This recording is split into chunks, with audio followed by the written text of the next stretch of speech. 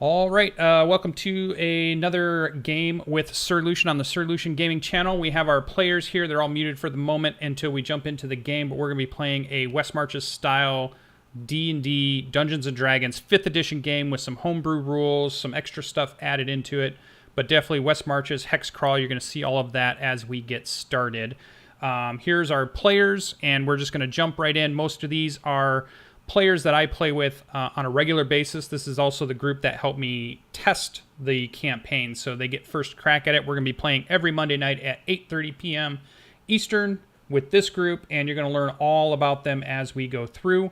If you have any questions, you can post them in chat. I'll try to keep an eye on it, but it's hard to do when you're GMing at the same time. And I hope you enjoy the show. We're going to run it like it's a table game more than it is a show, so I hope that works for you guys. And stay tuned because I'll have more information about how you in the audience can join this campaign yourself. So here we go. Oh, Karmic Coffee's there. All right, so that's Brian showed up. Pretty cool. All right, so I'm going to bring him in. Here, me clicking. All right, so you guys are now live. Microphones are live. We're about to run. A couple people are jumping into chat. Brian's in chat. Sir Philippe, you guys know him as. Hanging out. He's probably going to be playing in one of the other groups that get to play in this world. But we're going to jump right in and play some Dungeons and Dragons 5th edition. A little bit of homebrew rules. West Marches. You guys have already created your characters. I'm going to tell the group or the audience here for the moment how you guys created your characters, but then I'm going to let you introduce your characters and give what they look like currently. We are currently starting out in Waterdeep. We're about to jump on a ship and head to what is called Port Bastion. So this is going to be fun. So, a little background for this also is it's still Forgotten Realms, but there's definitely a lot of changes to it because we're heading across the ocean. And these players have created new characters. The test characters they played for this campaign were 50 years in the past. So there's actually some history here that might get stumbled upon as we go through. They're 50 years later, brand new characters, and they get to go back and see what's going on at this place now. So the way they created characters, they decided the second time around they wanted to go all random, which was super cool. So they went with random stats, random race, random class, and we're all first level starting out. And what I'll do is I'll let them introduce themselves as we go. So over in the top left corner of the screen, we'll start with, you guys have seen him on almost all of my shows, Greybeard's Tavern. Greybeard, go ahead and tell us your character name and what he looks like, what class, and just a little bit about that character. Oh, and hit your push to talk. Push to there talk. You go. Oh, I'm gonna have to get used to it again. All right, tonight old Greybeard's gonna be playing Skra, the Kenku Necromancer, and I hope to do some magic. All right. Awesome. And over on the right top corner, we have our player here, friend of mine, Sasha, is going to be playing. And go ahead and tell us a little bit about the character you created and what class and a little bit about them. Albirax is a Githzerai druid. He's been stranded here from the plane of Limbo and has a lot to discover about the prime material plane. He fell into a colored pool shortly after consuming some liquid that infused him with the plane of chaos. So this should be pretty fun. Awesome. Bottom left corner, we have Logan rounding out. You guys have seen him on the Storm King's Thunder campaign quite a few times. Some of the other campaigns, Black Door campaign, I've dragged him into a bunch of other games. Go ahead and tell us about the character you rolled up and what class you are. I am playing Timor. He is a Furbolg Paladin. He is huge. I had some fantastic rolls, so he's starting right out pretty strong. And he's a gentle soul with a bit of an anger issue, so we'll see where he goes. And he's keeping his options open because I have fed him some insider information that there are new gods and goddesses pantheons in this new world that they're traveling to, so he may be becoming a paladin of one of them just to add some flavor to the campaign. So we'll see how that turns out. And then all the way down in the bottom now, we have one of our newest players and is playing a cleric last time. I think he's playing a cleric this time, but I'll let him tell you all about it. Go ahead and tell us about the character you created today. All right. This is a bronze dragonborn by the name of Sam Drilleriant Ragor. He stands about 6'4", and he's a lance defender of Tamanther. He got brought into this adventure the way most men tend to get into trouble. Was brought into by a lovely elven lady by the name of Erilyn of Evermeet, who has brought him on this adventure, and should be fun. Sweet. And that's I forgot to say that's Red Hawk Online, so he's joining us. And last, down in the bottom right corner for us on the screen is Ram, who's going to be playing a really interesting character for us. Again, he played, I felt, like one of the more interesting characters in the pre-campaign. So I'm interested to see where he goes, and we might even see his other character. I've got to make him the main bad guy or something, so we might see what other stuff happen. But let's find out what he rolled this time around, and go ahead and tell us a little bit about it. All right. Hello, everyone. I'm playing a rogue dragonborn. His name is Dragar Khalduk. He is on his way to where they're going to meet up with everybody because his father was killed by his uncle, and he's about 6'6", 6'7", extremely thin, dragonborn, and he is going to be running around with 2 weapons. That's it. All right, very nice. All right, so that is our players. So what we're going to do is we're going to go ahead and jump in. You guys are in Waterdeep currently. You are heading on your way down. I'm going to show them the Roll20 portion, and we'll get you guys into Roll20, which we'll be playing with tonight. And it is going to be pretty fun. So let's switch over to that. Let me change some screens out here. And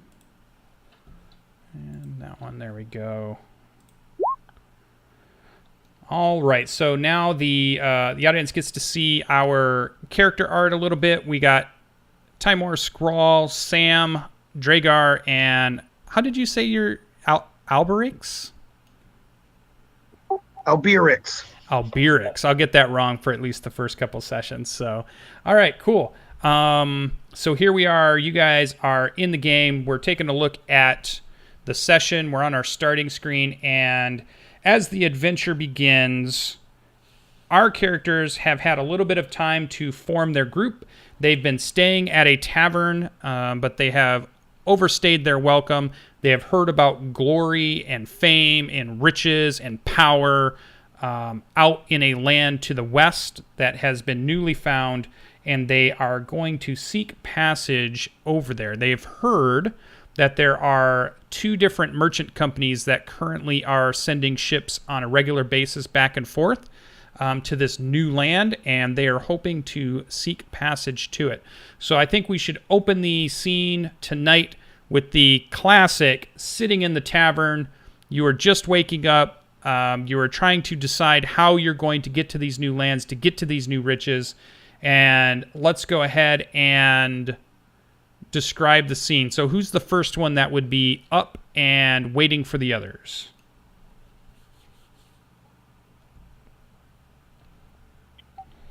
Nobody. They're all. Are we coming off of the last couple days in town? I mean, we've had the 1 or 2 fights. Yes. Yep. I'm assuming the barkeep Talgrim will be waking us up regardless. So. Kicking you guys out. Okay. Yeah. So you hear the big fist of the Minotaur banging on your doors, and it's early in the morning, and already have a kind of like a bowl of gruel, which is about the best you're going to get in this tavern. And it's obvious that it's kind of time for you guys to leave. Did procure passage for us at the docks days ago, correct? I think we're going to role play it out. All right. So we're going to play out the scene of you guys getting up and then heading to the docks to find which merchant group you're going to book passage with. Okay. As you come down the stairs, you see Albirix has already seated himself at a table and is helping himself to a steaming bowl of gruel. Most of his belongings are gathered about the chairs beside him, and he nods and motions for you to sit down. I'll pull up a heavy chair. Greetings, brother. Hail. We have a trip to the docks today. Indeed. I believe we shall travel upon the Cameroon, is it not? Or the Oliphant Trading Company. But we'll see who has the fastest and the soonest leaving ship. Aye. Has anyone woken the Birdman? At that, you see Skrull hopping down the stairs instead of like taking awkward, weird bird steps. He just kind of pops down them. Yeah, and I think this would be a good chance for us to describe the actual look of our players. So what you look like, your physical description, the type of equipment you're wearing that's visible to other people as you come down the stairs. So we'll start with Skrull. Go ahead and tell us so everybody gets a good idea, just in case they don't know what a Kenku is. All right, a Kenku is basically a raven man, and I'm about 4'9", maybe on a good day on my tiptoes, and about 120 pounds. Dark robe, basically looks like a necromancer. He's got a pack and a kettle, a iron pot with a shovel and a long, staff, and basically he looks like a necromancer bird person. A big bird. Cool. And so as he comes down the stairs, he would see both Timor and Alberix already sitting there. So go ahead and tell us what he would see as he comes down, as far as what you guys look like, the type of equipment you're wearing, that kind of thing. If it's early morning, Timor would still probably be in his arming clothes, so padded garments of some sort. His splint mail would probably be off in the corner where we had doffed it last night. He is 8 feet tall, blue skin, red nose, pointy ears. Devastatingly handsome. And built like a brick house. He does have a well-groomed mustache, does he not? Absolument. And seated next to him, Albirix is tall and slender, just over 6 foot, maybe 155 pounds or so, with long limbs, light brown, greenish skin, mottled with some spots, pointed ears and very tightly drawn skin about his face with yellow cat-like eyes. And his hair is drawn up. It's reddish in spots. It's a burnished type of color, and has intricate braids and whatnot pulled into a top knot, with big jewelry in the bottoms of his ears. Seems to be bone or something. Beside him is a singular piece of wood that makes a shield, and a set of scale mail armor that looks to be made from the scales of some great fish. Awesome. So that brings us to 3 of our heroes are now sitting down at this kind of big, rough wooden table. This tavern that they're in is definitely on the seedier side. It's down near the docks of Waterdeep. It's on, which would be the southwest side of Waterdeep. And it's definitely one of the rough and tumble places that you can find. And then who would be next coming down? We got 2 remaining Dragonborns dragging themselves out of bed. Who would be the next one down? And as you come down the stairs, go ahead and describe what everybody would see. Your look, your gear, kind of what they see on the outside. All right. Dragar Khalduk is coming down next. He is a golden dragon. He has long hair tied into a knot at the top of his head. He has a a saber at his side. He's wearing a long, almost looks like a long type of a cloak, and he has a necklace on, and he walks very gracefully. He's 6.5 foot tall, and he has a wry smile as he comes down. Greetings, gentlemen. May I join you? I'll kick out Yes. Joe. Your gruel grows cold as we sit.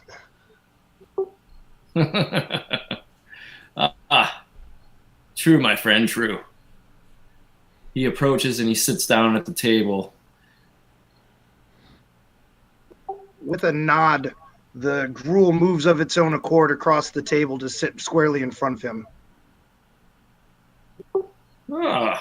Trickery of some sort. Who is the master? No one. I'm no master. I just thought you would want a warm breakfast. Thank you, friend.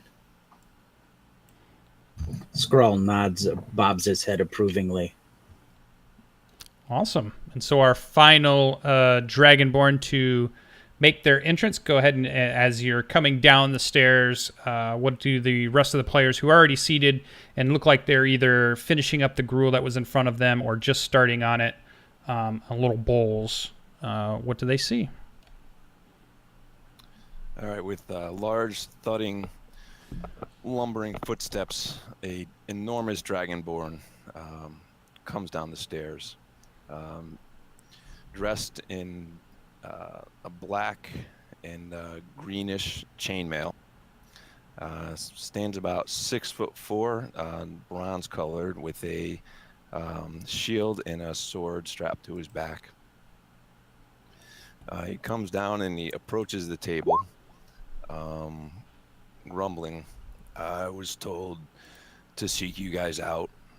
The Circle of Magi said that they had foreseen a prophecy that you will be in need of my help and my honor.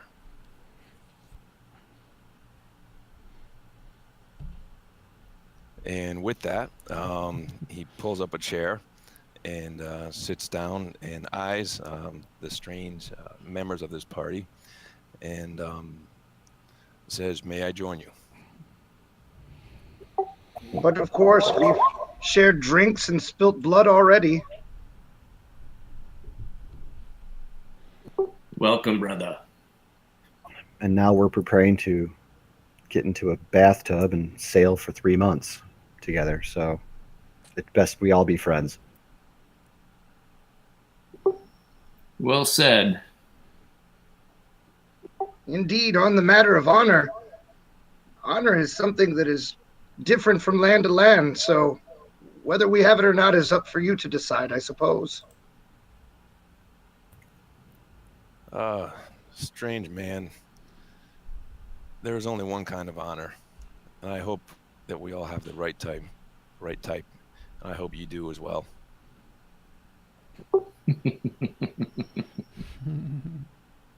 I'm sure our actions and deeds will bring us much in this new land. Deeds, not words. Aye.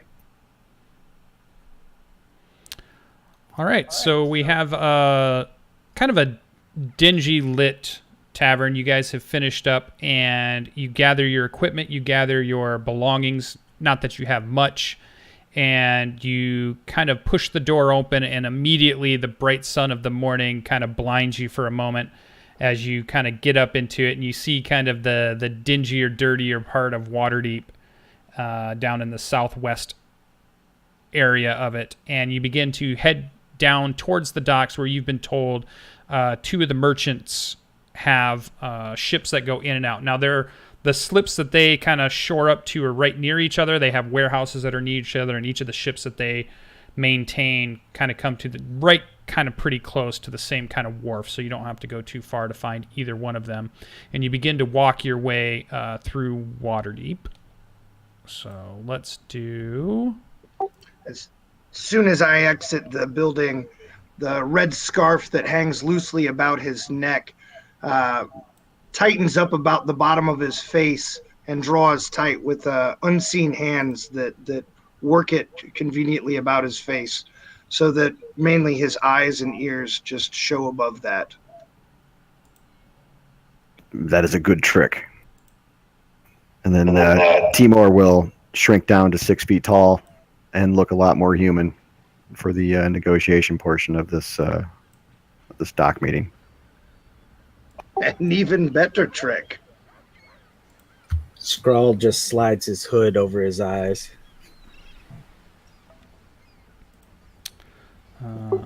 Dragar strolls out gallantly out of the door. Shall we, brother? I say to SirLucien.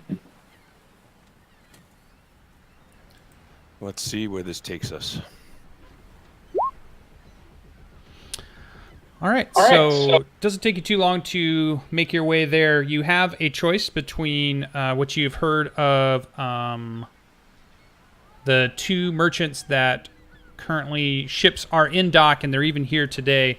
They are loading up and preparing to leave on the evening tide, which is when it starts to head back out of the harbor. And they're going to ride that out, and either both the Cameroon, let me get to the right spot in my notes. There we are.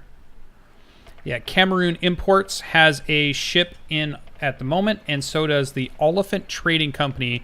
And you see that the symbol for the Oliphant Trading Company is the OTC, so it's got like a large O, a small T, and then a large C. And you can just see it on the crates. You can see it on the warehouse that's near this dock. You can see it as a symbol that flies on one of the ships. And then for the Cameroon Imports, you see that it's a shield with a golden lion on it. And then you see a lot of stamped golden lions on crates. And they seem to be pretty close pier-wise. There's maybe one in between, but they're pretty adjacent. And you just see a lot of dock workers loading and unloading ships. It's a very busy area. You're bumping around, and the one thing that I think all of you would notice is that you're used to, in most places, getting looked at maybe askance, being such a strange group of diverse members of Forgotten Realms here. But in Waterdeep, it's pretty common to see many of the more exotic races here for trading or living or passing through. So you're actually not drawing too much attention at the moment. So you kind of come up to these piers, and you really have a choice between the two. What does the group do? Upon first look, what is the quality of the men that are tending to each ship, and do they seem to be free? So it does appear that the Cameroon Imports are using quite a few human laborers that you can see. Nobody looks like they're slaves. Nobody look like they have shackles on them. You don't see anybody yelling, although every now and then there is some type of, you can see like a bunch of dock hands, but then there's definitely kind of a bigger bruiser guy who makes sure everybody's staying, in the right area, not bumping into each other. If somebody drops something, he might yell at them. But it seems to be a pretty well-oiled machine as far as loading and offloading cargo. It's clear that they do this day in and day out, and most of the people down here look very healthy and very strong, very burly style workers. The Oliphant Trading Company, as you kind of look over to that pier, you notice that most of the laborers happen to be dwarves. And again, you don't see anything that would make you think that they are slaves. You haven't heard of, since you've gotten to Waterdeep, of slaves, although you know that other places in this land that you're kind of new to does have some of that, but you have not seen any evidence of it while you have been in Waterdeep.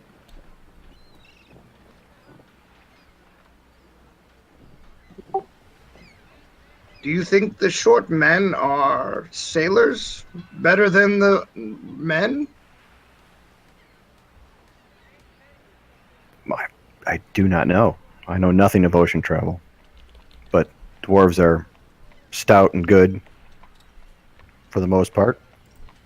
Perhaps we should start there. But can they reach the lines to raise the sails? I think they stand on each other's shoulders to do that. I don't want a dwarf on my shoulder to raise any lines. As you say that, there's a couple of them that go by that overhear your conversation and kind of give you a dirty look as they're heading towards the Oliphant Pier. It is settled then. Perhaps we should ride with the men. Perhaps indeed. Let's talk to their captains and see. Lucian, I'd like to, while they're talking to people, I'd like to investigate the ships, kind of just get a feel for, how many holes are filled with tar, and how well they're built, that kind of thing. Sure. So you can go ahead and let's do some rolling here. To me, this is probably going to be, unless you have some type of skill in seagoing vessels. I do not. Think Land vehicles. Yeah. Let's bring your character sheet up so I can look at the skills again. I'm thinking this would be Persuasion?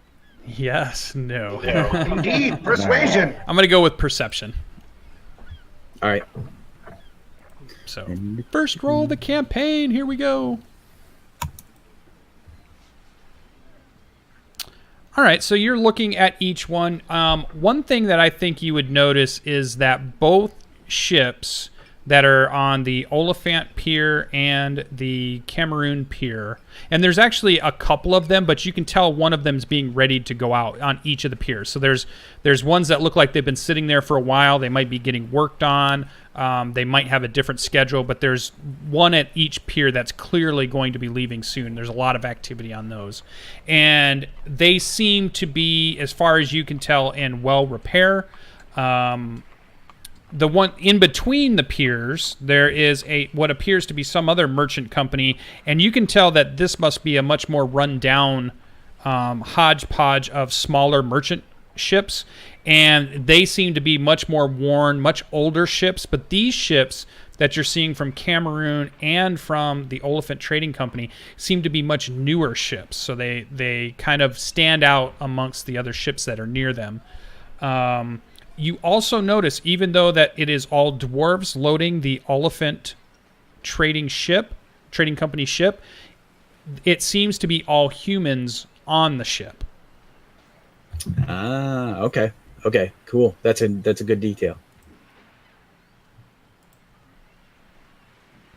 So the dock workers are the dwarves versus the humans For the running both Oliphant, ships? yeah, for the Oliphant, yep. And the other ship, the Cameroon, also seems to be a fairly heavy human crew. So for both of these ships, which isn't necessarily true of any of the other ships that you've seen ships of all races and all manner of people. These ones seem to stand out a little bit as being mostly human for both of them, though you may catch either an elf or a half-orc here or there, or maybe even a half-elf, you're not sure. But you're not seeing too many of the exotic races. You're definitely not seeing a bunch of Dragonborn. You're definitely not seeing any other Kenku around, or Gith. You may see some furbolgs as laborers and workers on the docks, though they're not working at the Cameroon or the Oliphant Trading Company. If we have time, I'd like to just speak to both captains, or maybe I don't know, what's the guy who runs the gangplank on a ship like that called? That probably does the day-to-day business. Just to get that, what I'm looking for is just to use a little bit of intuition on talking to those people. Okay. Yeah, so... I'd like to accompany him. All right, Dragar, why don't you come with me and we'll go visit the Dwarven merchant ship.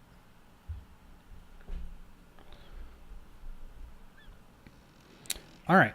So which one are you going to for? Oh, so you guys are splitting up and then going to talk to them each, or you're all going to the same one? Dragar and I will visit the Dwarven one, Albiorix and Timor, the human one, The Cameroon we'll go to. Cameron. Okay, so You we'll were the start only- with Cameroon's the closest one, so we'll start with that group who walks up and who kind of takes the lead as you walk up to obviously a flurry of activity. There's cargo cranes that are moving stuff over, and there's large nets and crates being loaded. There, you could see barrels, crates. You're even seeing some livestock being loaded. There's quite a bit going on, and you see somebody near the. There's like a wooden gangplank that goes from the dock to the ship, who is standing near that. Doesn't probably, you don't think is the captain, but is definitely standing there as if they're official in some way. I'll look over to Albiorix since we are new friends and say, "May I?" Yes, you know the customs of this land. And I will walk up the gangplank to the bowman. Dan, you were in the Navy. Come on, Yeah, this is the first mate. first mate. Thank you. Yeah, you wouldn't know that, but yeah, I don't that's the first mate. I can drive a horse cart like nobody's business. Yeah. So he kind of sees you approaching, and he gives you a look. Maybe just a second glance at Alberix.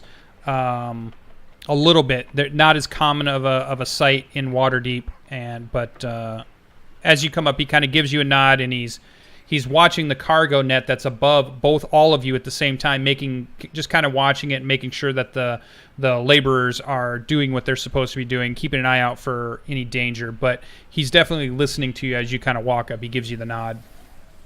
Nod back. Sir, we seek passage, my friends and I, to Revonar. Do you have berths on your ship? And he's keeping an eye on the cargo net, and he looks at you and he's like, I think we could probably scare up a couple of beds. You'd have to sleep in the cargo with some of the other, I assume, your adventurers. And he kind of rolls his eyes. We've got a few more that are going to be heading out that way, but I'm sure you could grab some space in the cargo hold.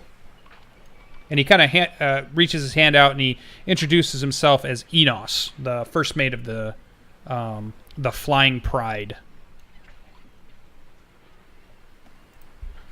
Well met. Are there any other terms and conditions aboard? Just Yeah, striking up some don't. He's like, conversations. don't touch anything. Don't touch anything. Definitely don't touch anything. You'll be served food. It's a 10 gold trip per person. Don't expect a bunk. You'll be make sure you have a bedroll that you can lay out on the floor, and you'll have to move it during work hours. But just keep out of the way, and when you're sick, make sure you're leaning over the side, or you'll be cleaning it up. Would we be expected to help defend the ship if attacked?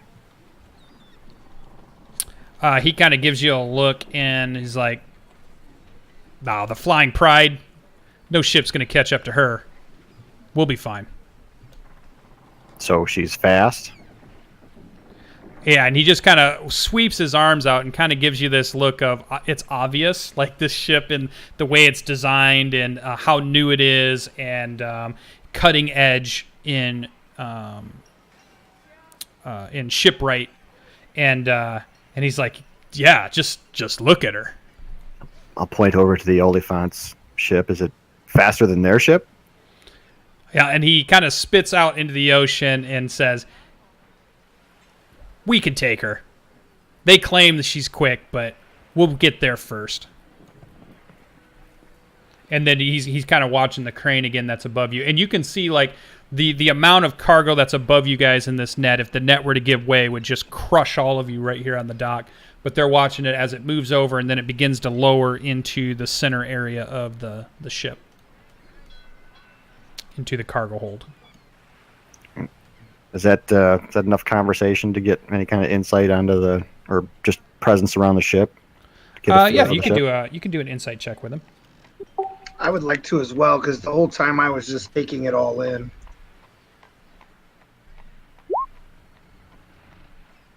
Nice. First 20 of the campaign. There we go. Never mind.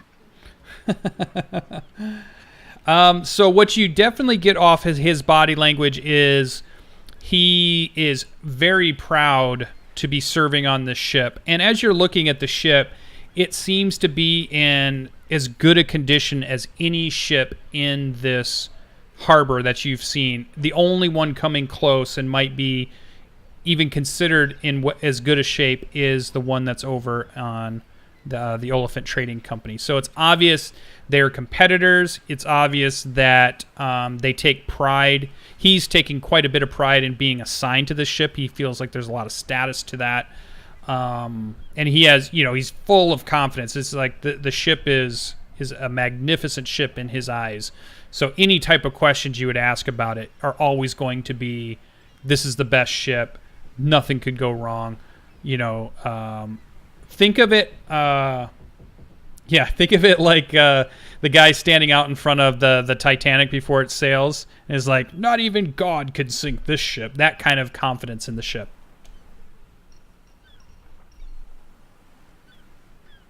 All right.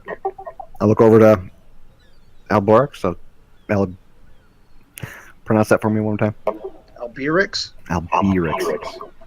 or Albirix, whichever. B. I'm going to remember beer now. Albirix.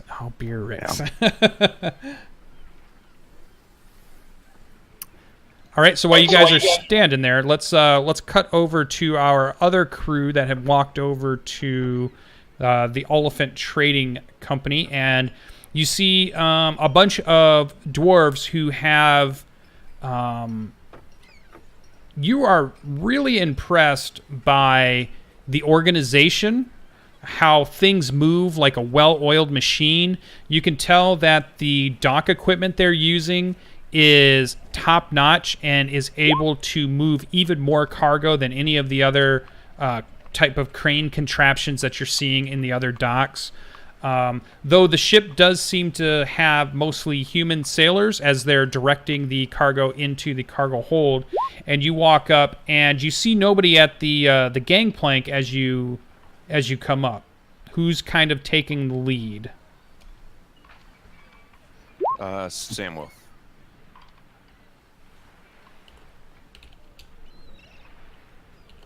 So Sam starts walking up the plank towards the boat, and there's still no one there to greet him.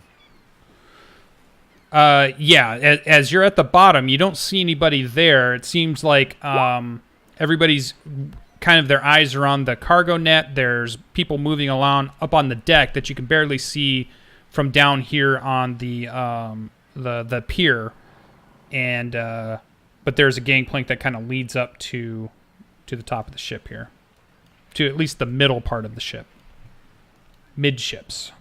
All right, Dragar. Let's go see what's going on this one. Yeah, let's go. Lead the way, Sam.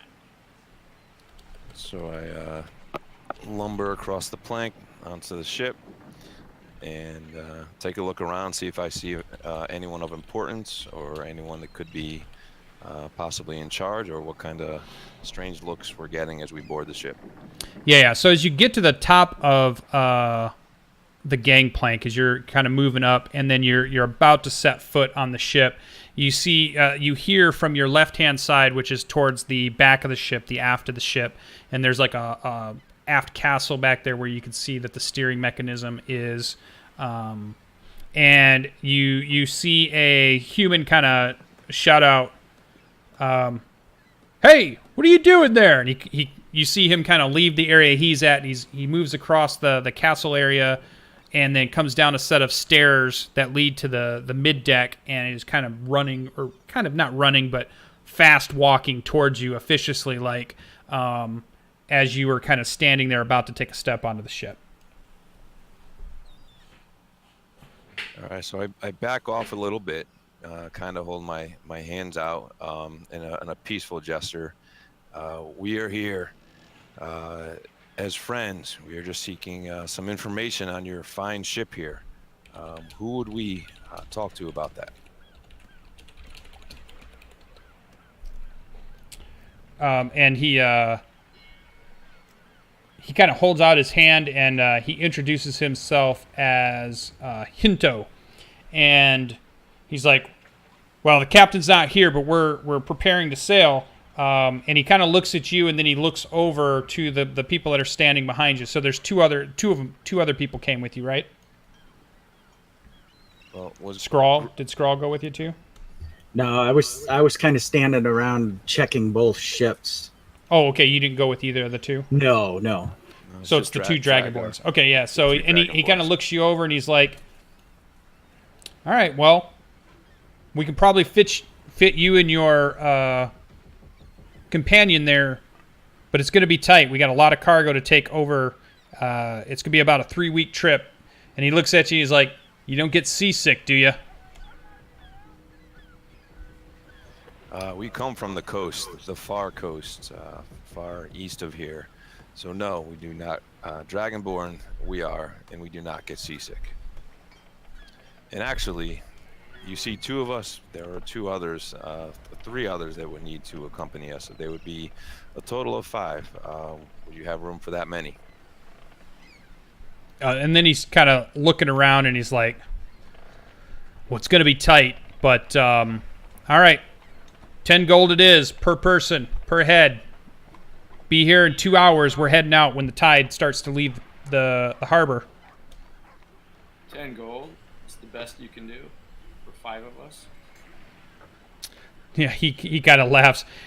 The cargo's worth more than you. Too many adventurers trying to go out to Revonar. Everybody thinks they're going to go out there and get rich, but that's about the best we can do. Do you have any kind of rules or any kind of guidelines that we would have to follow to make sure everything goes well? Just the standard sailing on a ship or traveling on a ship. I'm sure anyone here will tell you to get out of their way when they're doing things. Basically, just stay out of their way. Any sailor you see always has the right of way. And if they tell you to jump, you jump. Sounds simple enough. All right, want to do insight checks?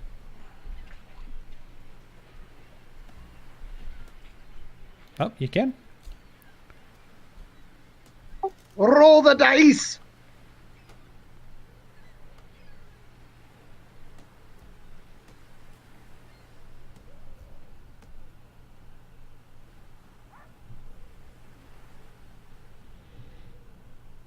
Yeah, 2 good rolls. So again, yeah, you see the body language you're getting from Hinto here is he's kind of impatient, and he's obviously probably not the person in charge of the ship, but he definitely is one of the higher-ups of the ship. He seems officious. Looks like he's a rules stickler kind of person. You can see that he's quite tidy as far as the uniform he wears. And you can see that each of the sailors have a uniform that has the logo of the Oliphant Trading Company. And most of the sailors are, they've got their pants are kind of rolled up, their sleeves are rolled up, or they might not even be wearing shirts. It's pretty warm out already in the morning. But Hinto here has his full uniform on, fully officious, even though you're pretty sure he's probably not the captain. Hinto, can I ask you a question? Sure. So where is the captain? Taking care of last-minute arrangements before leaving. Okay, so he should be back by tomorrow morning when you leave. No, he'll be back here in a few hours when we leave. Okay. Dragar, do you have any more questions? I have none. We'll see you in a few hours. All right, Hinto, thank you very much. We're going to go have a chat with our other companions, and if we're coming, we'll be back. All right. Thank And you- yeah, thank you for your oh, go ahead. thank you for your information. Yeah, and he kind of waves as you guys head back down the gangplank, and then as you guys are going down, you see a group of half-orcs, about 4 of them. Definitely the look of muscle, the look of armored, weapons at their side, full packs on their backs, and they kind of pass you on the docks and they start heading up, and it looks like they're going up to talk to Hinto. As you guys make your way back to where you see Skrull still standing. Well, it looks like that ship's going to get a little bit more packed, Sam. Yeah, I'd say so. All right, let's meet up with meet up with Albiorks and the rest of them and see what they found out. Did we happen to see the half-orc party go? I don't think Timur or Albirix would have. Skrull probably would have seen them go by him and then head over towards the other pier. And then Sam and Dragar would have seen them as they passed him.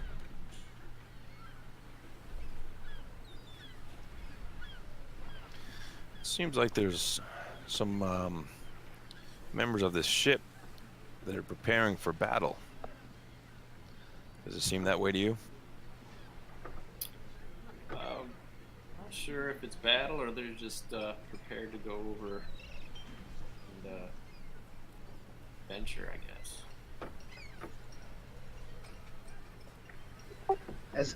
As I see the Dragonborn approaching, I nudge Timur to walk over to where Skrull is so that we can meet up. Follow.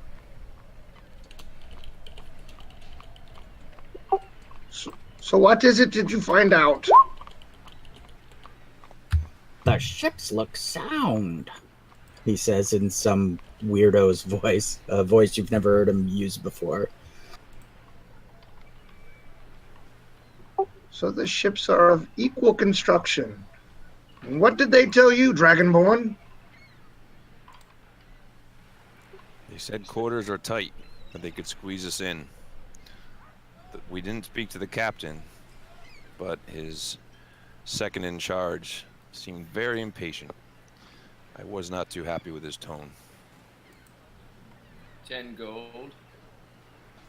Tight quarters. Sam. Feelings get hurt easily. Aye. They told us we couldn't touch anything.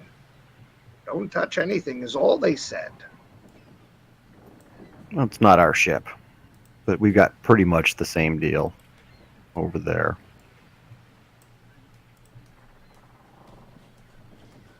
So what does your instincts tell you, Albirix? With that, he produces a coin that rolls out onto his nimble fingers, and he flips it. Call it, bird. You hear him use an executioner's voice. Head.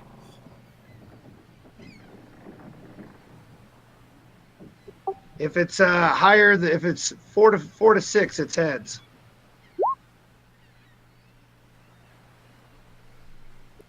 Where do we go then, Skrull? You've called it. Elephant.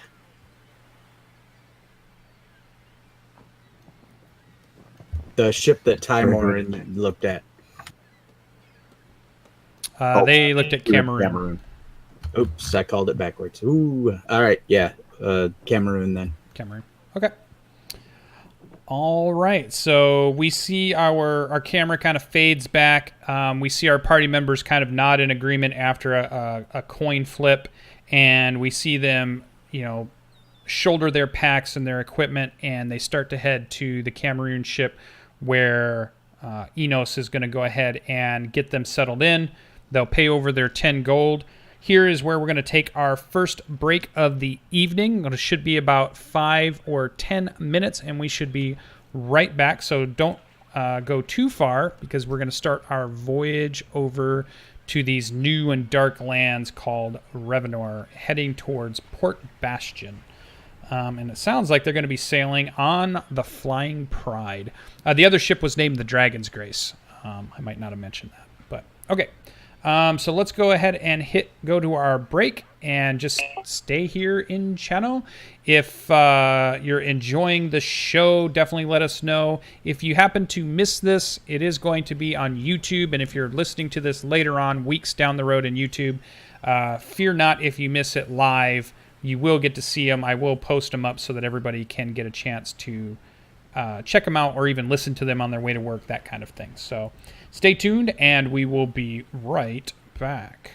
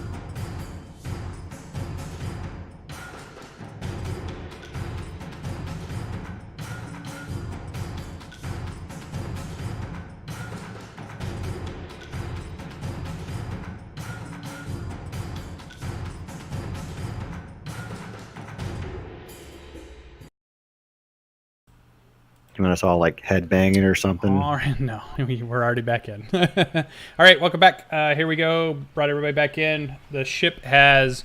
It'll be a couple hours later. You have been given some spots in the bottom of the ship around the cargo.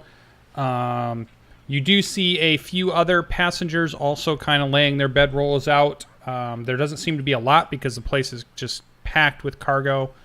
And the ship would go ahead and in about an hour or two, as the tide begins to recede, the ship raises its anchor, undoes all of the lines, and it sets out to sea. So thanks for all of you that are still here watching the show. One thing that I wanted to mention just before we get started is that you also will be able to play in this campaign, this world, this timeline. Keep an eye out on that. I will be able to introduce that to other players and other groups. I have a whole set of documents that you can create characters, you can build your groups, and then I'll run you through this, and you can join this West Marches campaign also. And I will post that in the YouTube video description, and I'll also post it in chat before we leave here tonight for those of you watching on Twitch. You also can always just send me a tweet if you want to get into the campaign, and I will show you all the stuff that you need to get ready to play in this campaign. All right, so jumping back in, here we go. So the ship, let's change us back to our Roll20.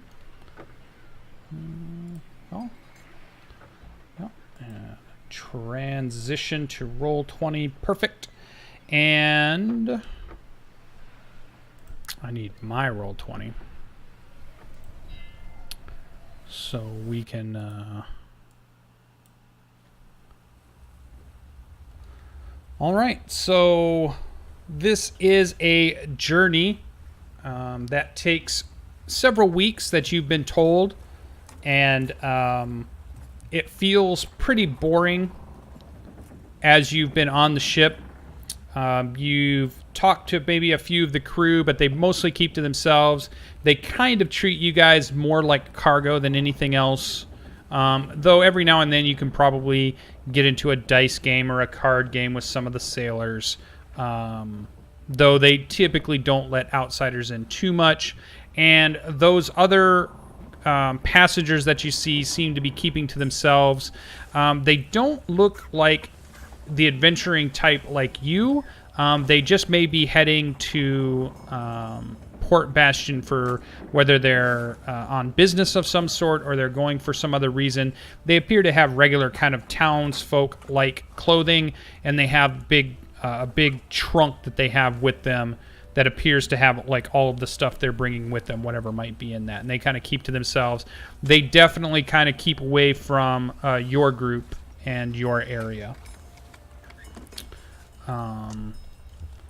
Couple of quick bits. Skrull did chuck a coin into the ocean for a tribute to Umberly before we took off, and he has a hammock that he strung up above like the cargo, so he's in his own little cargo net above the cargo, wherever we're supposed to be sleeping.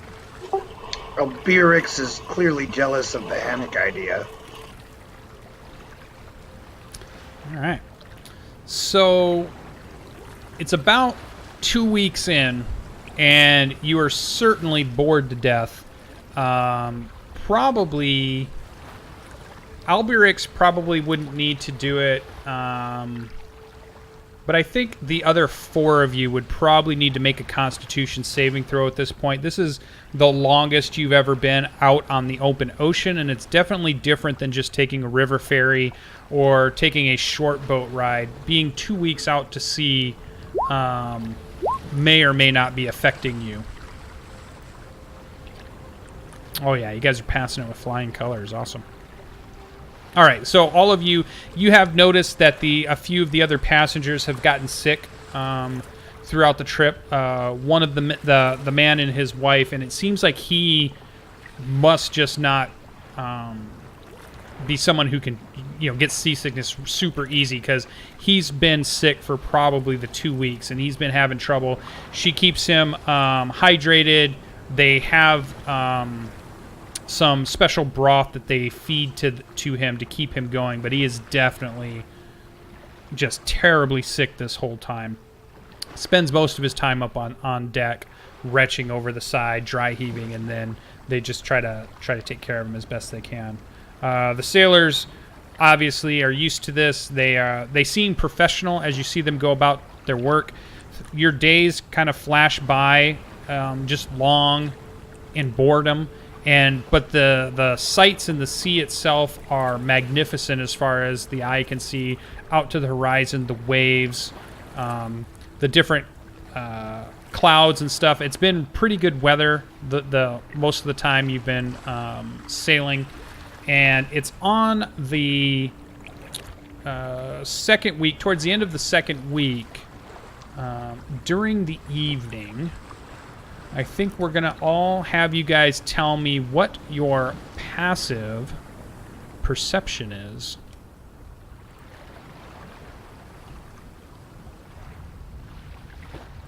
Scrawls is 12.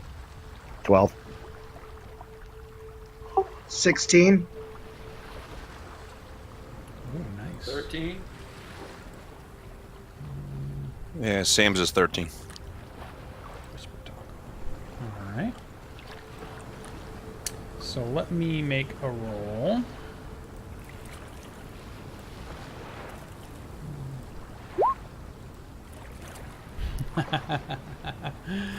Yes, the first one of the game. We've already had our first 20, and we always had our first one. All right, so probably all of you here. This is at night. You've been sleeping, or you've dozed off, or you're just kind of staring off into nothingness, thinking thoughts in your head. If you happen to still be up, this is pretty late at night. Again, at the end of the second week, and you hear what sounds to be like kind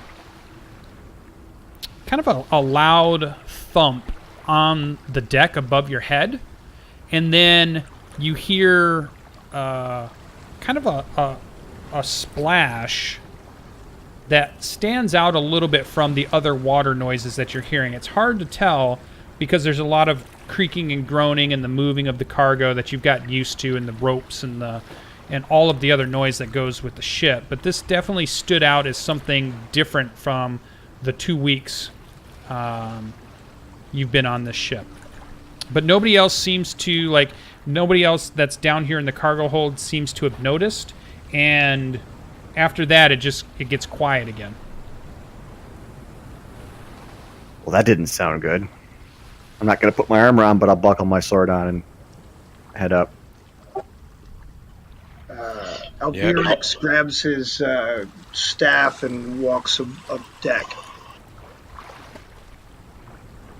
Same with Scrawl. All right, so let's do this before you guys get moving too much.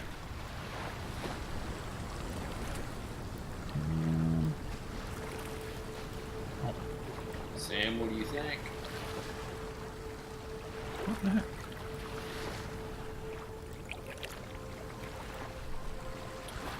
I'm going to grab your tokens real quick. Yeah, Sam goes along too.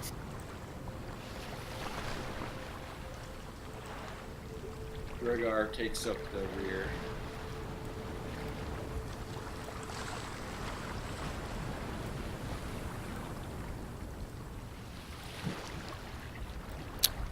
All right, so I'm just putting you guys on the map real quick.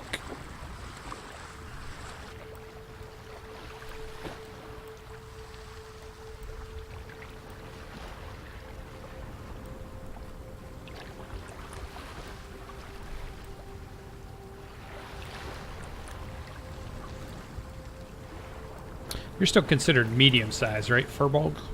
Yeah. I'm considered large for pushing, shoving, lifting, I think. But I don't think I take up that much space. And you can carry stuff. You notice they didn't give me reach like they do the bugbears. All right, so I moved you guys over to the map. Okay.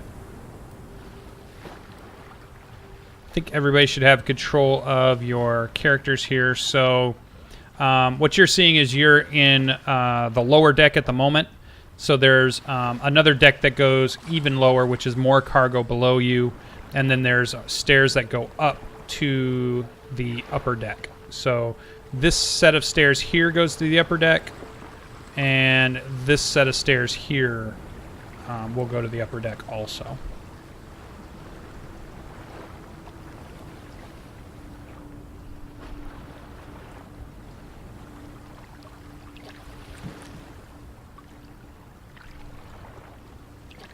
Yeah, we're kind of switching back and forth as I can. All right, so you guys are on the map. What would you like to do? Albirix makes his way up to the upper deck.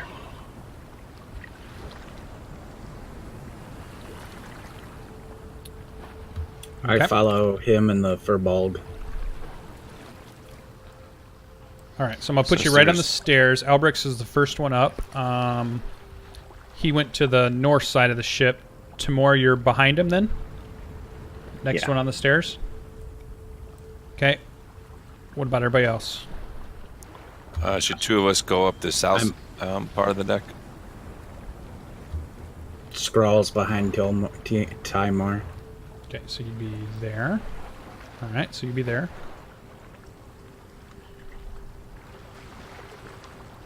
Sam's going to go up the south stairs up. All right, yeah, but hold on, slow down, everybody. I'm kind of setting you up because something's going to happen. So, okay, so I see 3 there.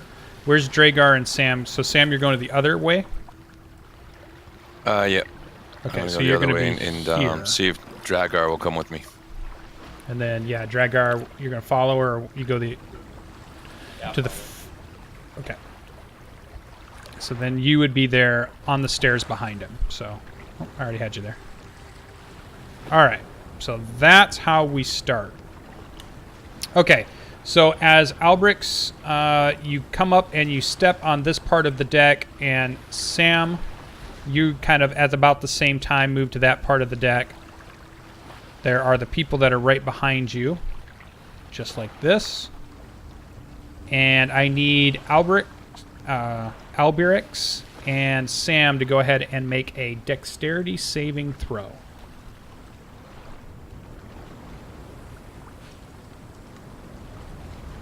14. Okay, you just make it. Perfect. And what about Sam?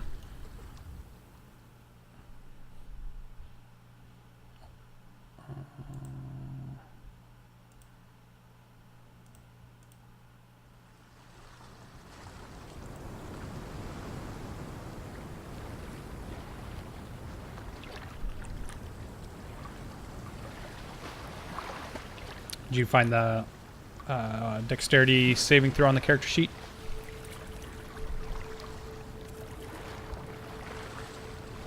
Oh, not hearing you.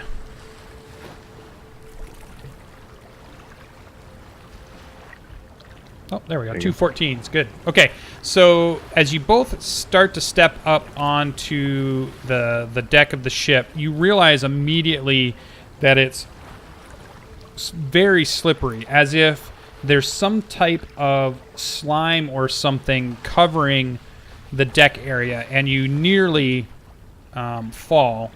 Consider that spot to be difficult terrain, so you'll use extra feet to move through it. And as you come up onto the deck, you notice that you don't see anybody in the center area of the ship. And normally there is somebody standing at the front or at the back of the ship steering it, usually on a night watch like this. And there's usually somebody up at the front who would be on watch, but you don't see anybody as you come up out of up onto the main deck.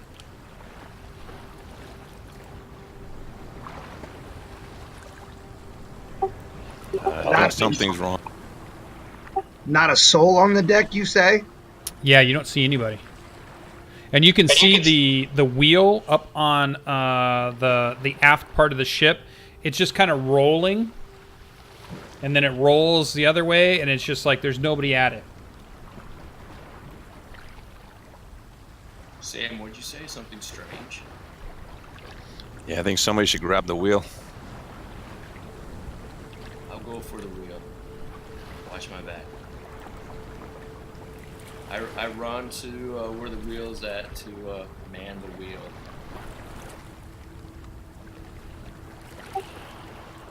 Is All there right. any coils of rope laying up here? All over the place. Yeah. The sails are still set. You can hear them billow above you. It's not, the wind isn't terrible. As Sam, as you move, you can move around. Drager, as you move into that spot, you also, the minute your foot touches that deck, right in that little spot, you got to make a dexterity saving throw.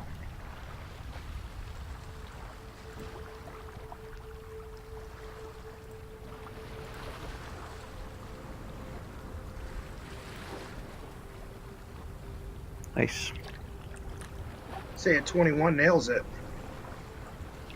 Yep, so you feel your feet kind of slide a little bit.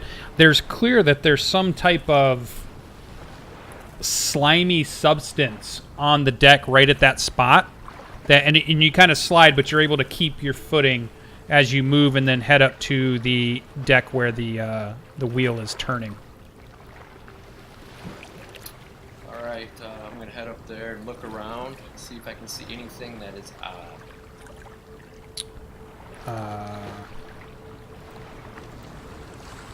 Yeah, so as you are getting right near the wheel, you see from over the side rail, you hear like several scratches, and then a shadow form kind of leaps from over the side of the ship right towards you, and we're going to go ahead and roll initiative. It failed its stealth check, so it's not going to get a surprise round. It's just going to be straight initiative.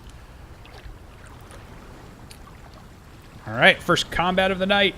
Sweet. Remember to select your tokens and then hit your initiative roll.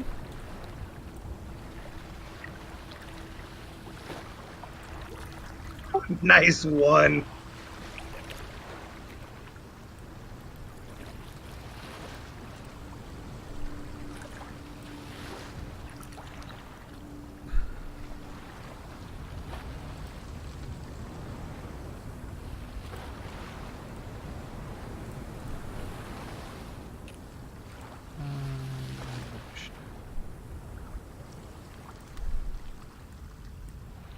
All right. We got everybody? There we go. All right, Albirex, you see it right about the same time. Now, the other thing that you notice is it's pretty dark. You've got moonlight out here, so it's pretty dim light.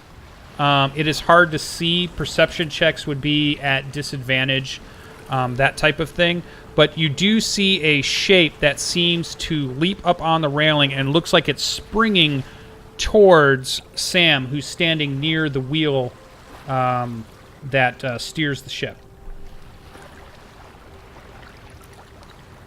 But you are first. What would you like to do? Can you describe the shape that I see? You see, it's mostly shadow from where you're at. You're too far away to get any real detail. It's probably the size of a large cat, large dog, probably smaller than a pony horse, but somewhere in that very kind of biggish medium creature size. All right. The Gith moves quickly on the deck once his footing is secured, stepping over to here.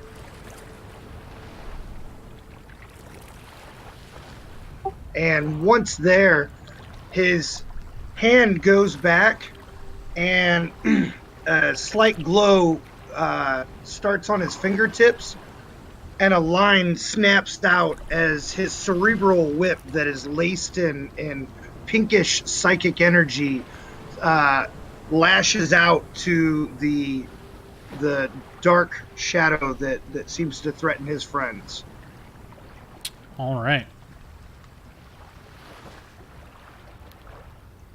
Cool. 19 is enough to get through its AC.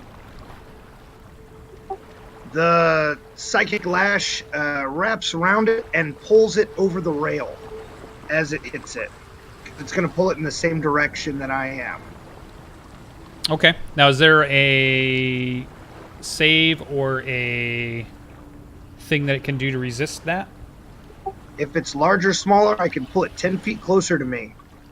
It'll take 5 points of damage. I'm going to say you get it to there, and it's going to hit the rail as you pull it. So it's right up against the rail now. That's on this top deck area. And with that, my bonus action, Albirix closes his eyes for a second as his staff, the end of it crackles with a bluish green energy that makes a spearhead, as the psychic energy makes a spear out of what was once just a staff. All right. Awesome. Moving Shillelagh on. for those at home. Yeah, there we go. Yeah, and go ahead and put it in chat if you cast it so they can see what it does. Perfect. Yeah, this is our first Gith in any campaign we're running, so we're getting to learn some new stuff here as we go. All right. Timur is up. He'll take a step into the green. Dexterity saving throw to keep your footing. You will use 10 feet to move past that square, just so you know.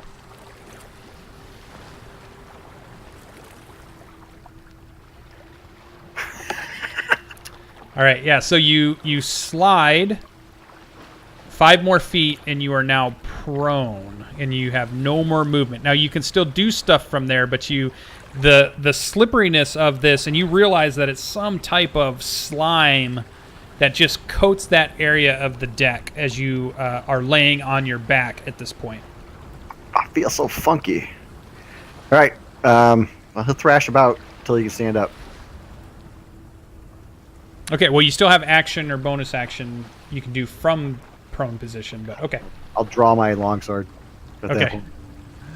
Scrawl is up. You're still in the lower decks. You see Timur move forward, and you lose sight of him. What do you do? So I am not aware of said slime. Well, you probably would have seen him slip, but you With probably a don't 1, see it. I probably did a backflip going through that. And I'm 8 feet tall and 300 pounds. If you didn't see it, you sure would have felt it. If I am aware of said slime, I will try to acrobatics over the rail to this square. Okay, well you can try an acrobatics check. You fail. So describe what this failure looks like as you try to maneuver your way. And the reason is the ship is rocking. You were out in the full-on ocean, so the ship is not just sitting still. And you just kind of misjudged its movement at the same time you were trying to do something. So I get my front talons up on it, and as the ship rocks, I put my feet talons through my own robe into the side of the stairwell, and then as I pull up, I catch myself on my own robe and sort of keep myself, and then kind of back down off. If I fall, I fall and tumble down the stairs, but otherwise I just kind of land back on my feet. Like, how'd that happen? Yeah. You probably used up your movement, but you're still at the top of the stairs. But you probably used up your movement in your miscalculation there. So you still can do other things if you wish. No. Nope, I'm good. All right, so this creature gets to go. All right, so it moves towards Sam here at the bottom. And as it gets closer, Sam, you can see that... I'll show you a picture of it. I'll put it over in your handout area. Oh, that is a shame. I should have done that.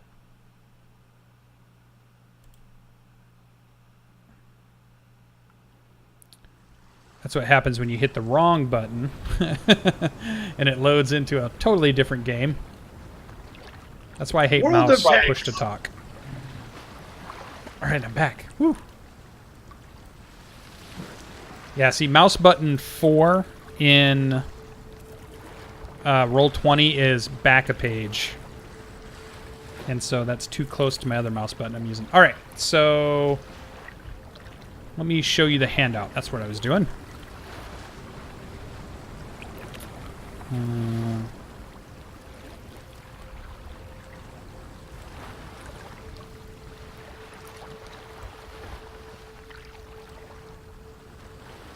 Okay, so Sam and Dragar can see this. It's over in your handouts now. You can click on it and take a look at it. Again, it's probably the size of a lion or the size of a large dog or the size of a small pony as it leaps towards you and it tries to bite onto Sam.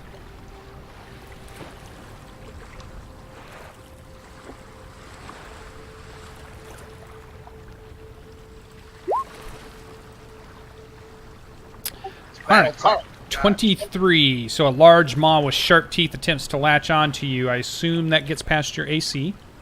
That it does. All right. So it does 11 piercing damage to you. Sam is down.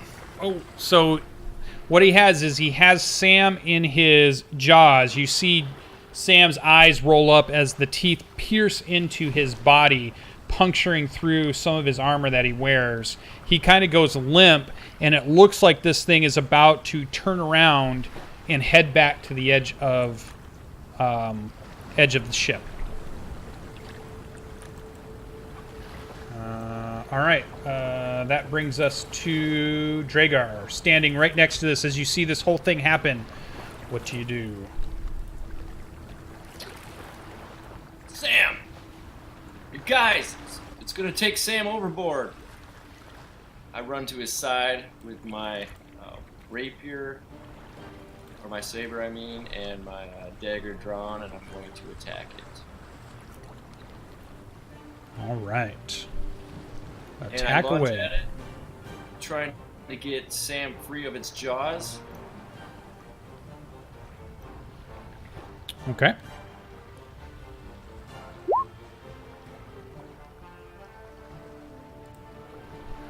Does 19 hit? Yes. 19 strikes true. 11 piercing. Nice. Yeah, nicely done. And that... Ooh, dagger hits too.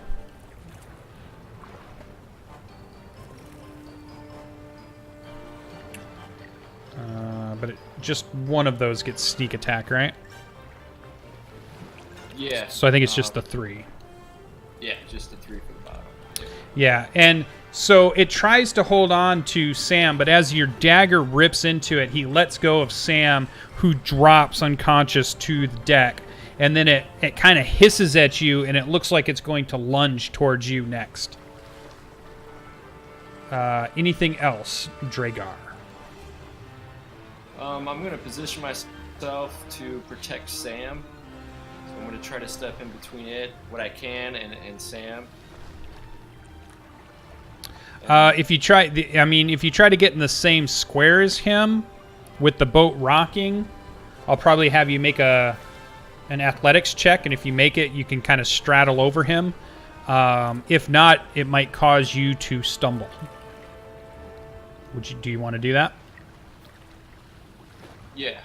Okay. Yep. So you can move to his square, and you're straddling over his unconscious body, and a 12, you're kind of standing over him and trying to guard his kind of unconscious body from this creature. All right, Sam would be up. Uh-oh. Sam rolled a 1. Sam, you have to roll a death save. First death save of the campaign, guys. This is awesome. Oh, I did it again. I hit that button. Keep going. I'll be right back. I have my battle helmet on.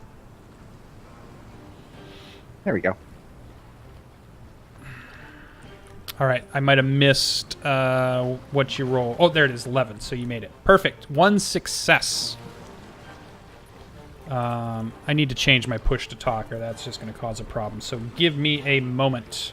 Next person up would be Alberix.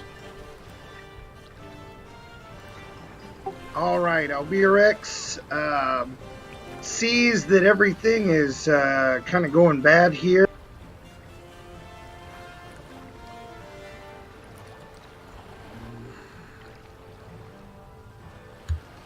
If you're talking, we can't hear you.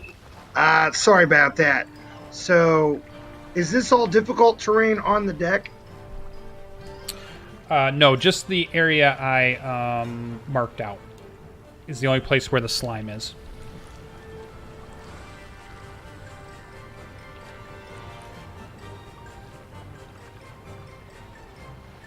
Nope, I'm not hearing you now. So I will move over here.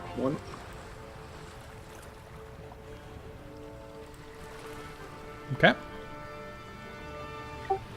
And use the psychic whip once more.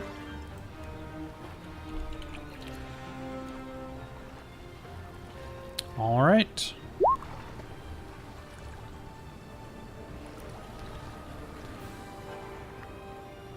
Oh, yep, you gotta make a melee spell attack.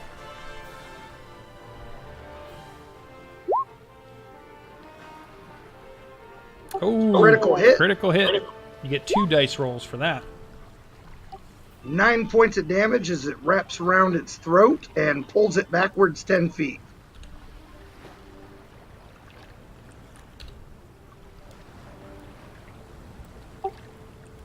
And as Alberix's face is aglow with the crackling spear held in his left hand, he utters a word that sends healing energies into Sam's still form. Okay. So Sam gets 5 points of healing? Yep.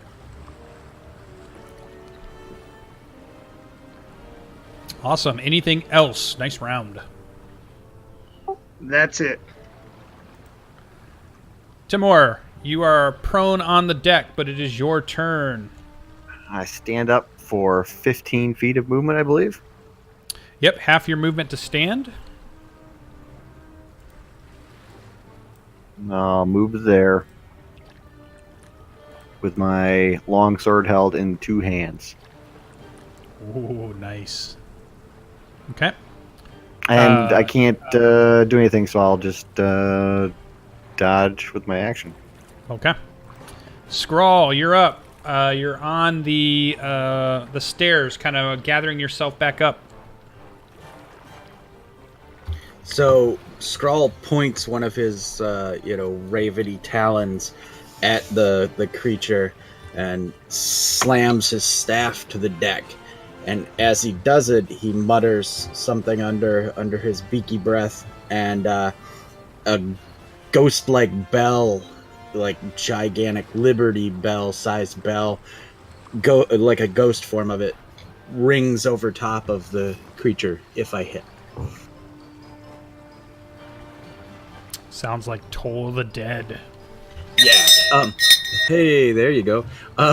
He's already been wounded though, right? Not just pulled around. Somebody actually hurt him. He's been wounded. Okay.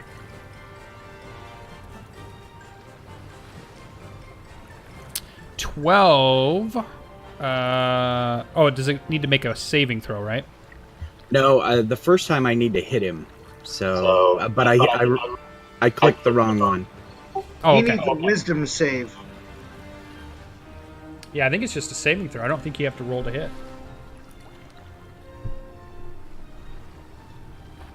If I recall Toll the Dead correctly. I don't know if that one's in the compendium, though.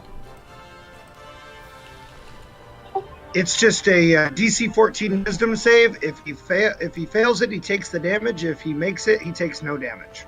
Yeah, that sounds right. So let me bring that up. So wisdom save. Cool.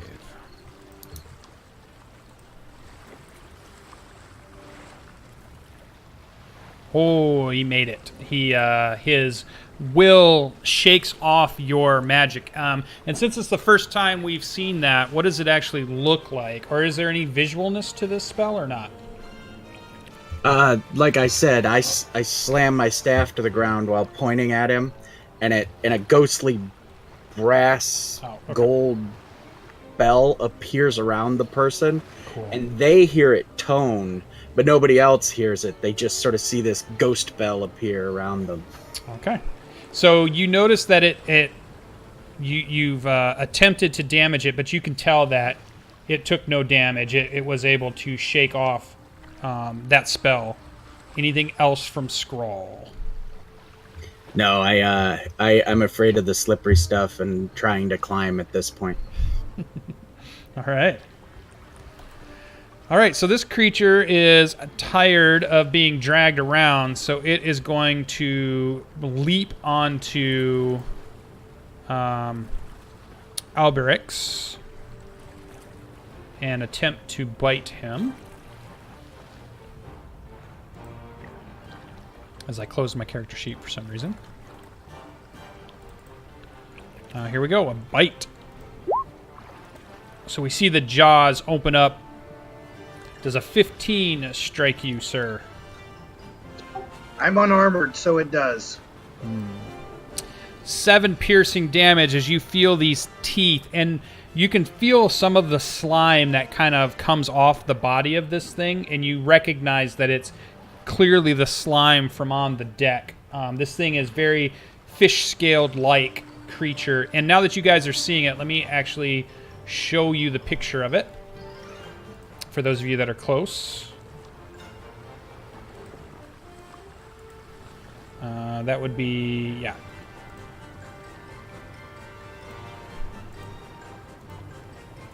All right, it is now in your handout area so that you can see what you are fighting.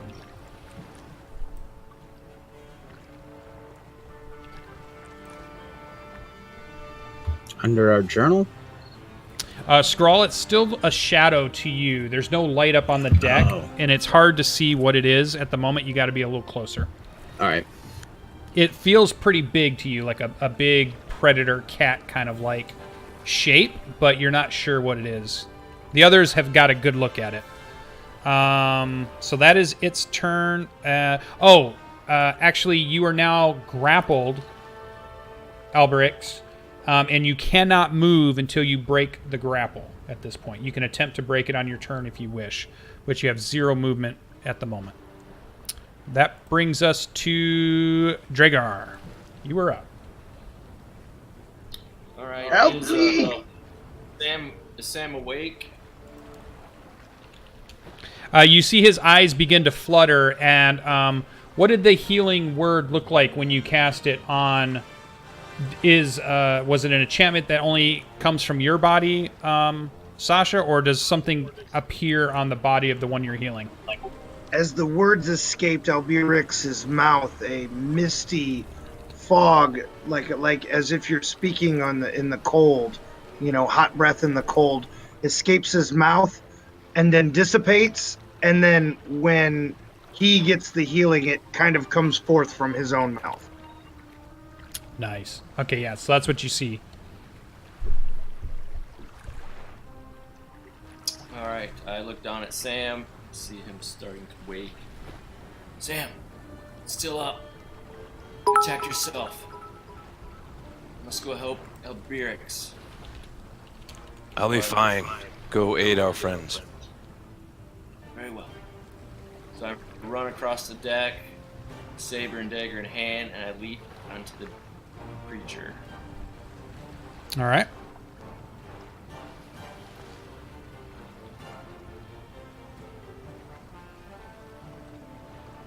Swing away. A 14 just hits. All right, so you get 11 total or 16? I get 16 total. 16 total. Woo! Plus 3 more, so that'd be 19 with my... unless that didn't hit. 13 does not hit. Alright, that's 16. Yeah. So we see the rapier dig into its scaled skin, but then your dagger makes a slash across it and is not able to puncture the thickness of it. It must have like a pretty thick skin to keep it from being damaged or even cold while it's out in this ocean. Along as you can tell too, where it's been walking and moving, you can see some of the slime, although not as much as what was in front of the stairways. You see prints of it that are on the deck, and you can, as your blade pulls out, there's some slime on it, and as your knife scrapes across, it has some of the creature's slime. Alright, All right. I'm also going to say, die, you foul beast, die. Nice. All right, Sam, you're laying on your back. You have some wounds. You've just received some healing. What would you like to do?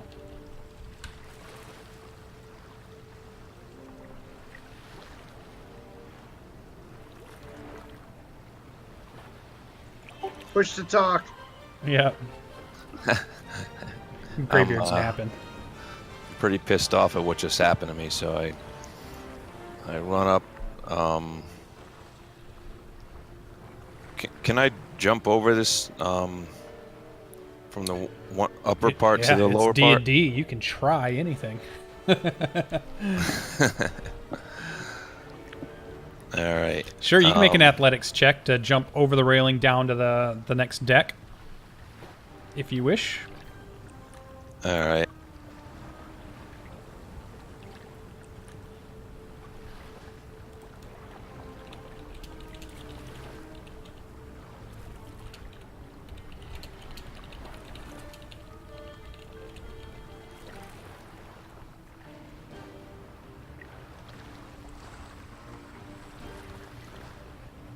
All right. So yeah, go ahead and click on the skill athletics, and it should roll.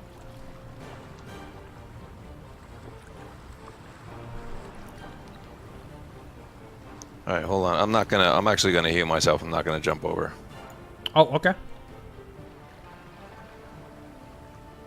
So yeah, go ahead and cast that in chat so we can see it. 5. So cure light wounds. So what's this look like as you do it?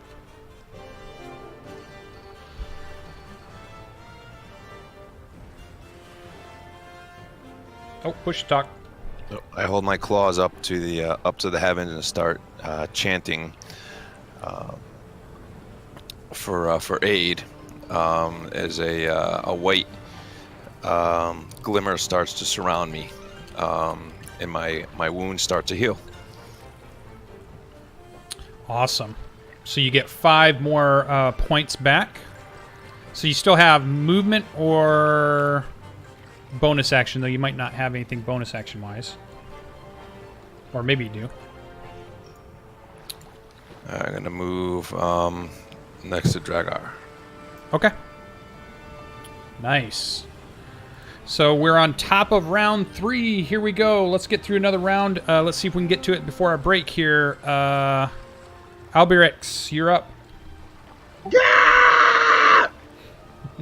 This hurts really bad. Yeah, the teeth are just sunk into you. And it feels like he's about to leap to the left. His left. So if I'm grappled, am I at disadvantage for my melee attacks? Yes.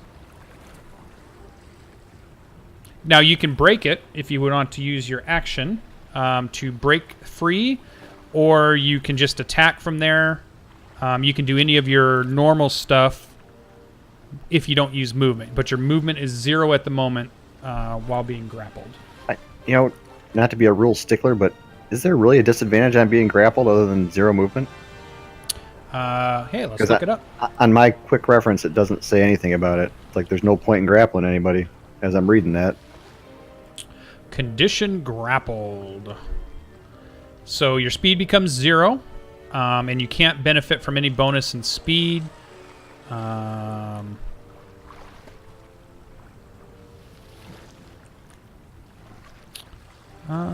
Yeah, it doesn't say that. Where have I read that, though? I've read it That's somewhere. a weird rule. I mean, he's not prone, right? It's restrained, not grappled. Okay. All right. Yeah, so you don't have disadvantage. So with that, Albirix takes his spear crackling with psychic energy and tries to force it up through the bottom side of this thing's chest.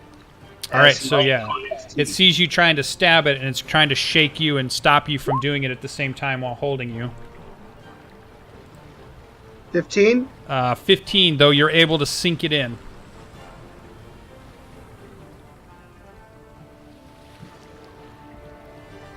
Six points of damage. Nice.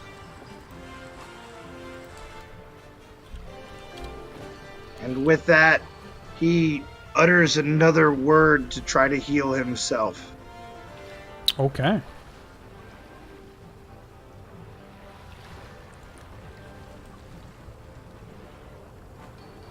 So 7 points of healing.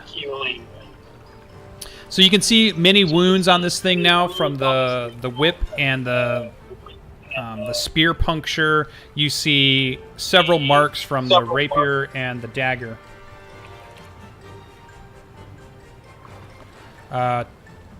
Timor is up.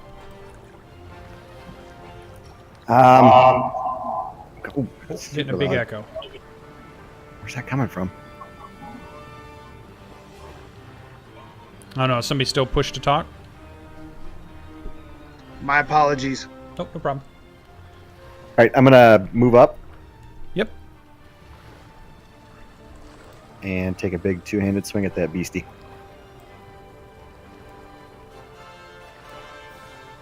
All right. We'll zoom in for people to be able to see here a little better. A 12. So as you try to swing at it, it is dodging out of the, or it's recoiling from the spear that's being pulled out of its side, and it misses as your blade crashes into the handrail next to the stairs. Anything else from Timor? No. Oh, okay. Scrawl is up. Once again, he slams his staff into the deck while pointing at it in the. All right. So another Toll of the Dead spell. So another Wisdom check. Ooh, he fails this one. So he takes 12 necrotic damage. Nice.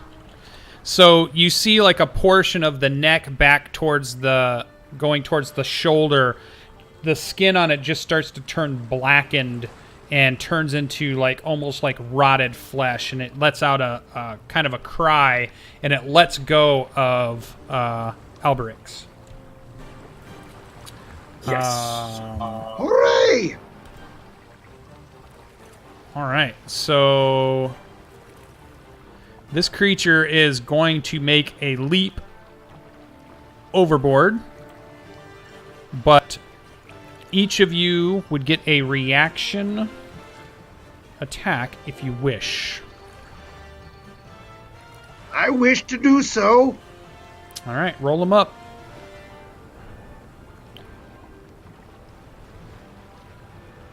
Dragar, you miss as it leaps.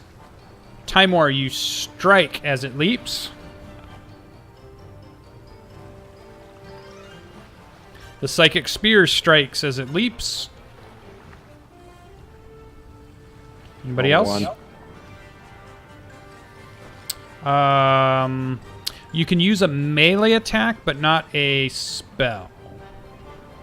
So you could swing a weapon that's in your hand as a reaction if you wish. What weapon do you fight with, Sam? Oh, okay, longsword. Okay, yeah, so longsword miss. So we've got 2 hits, 5 from Timor and 5 from Albirix. Oh, you know what? Dan, I apologize. That should have been a 1d10. Okay. Longswords are versatile. That is true. So that would be 7. 7. And his was 5 at 12. Oh. Oh, everybody in chat can see it. So close. It is gravely wounded. One more hit from anybody would kill this creature as it slips into the dark waters, bleeding, disappearing into the water. And I think we killed it. And it grows quiet on the ship. Prove me wrong.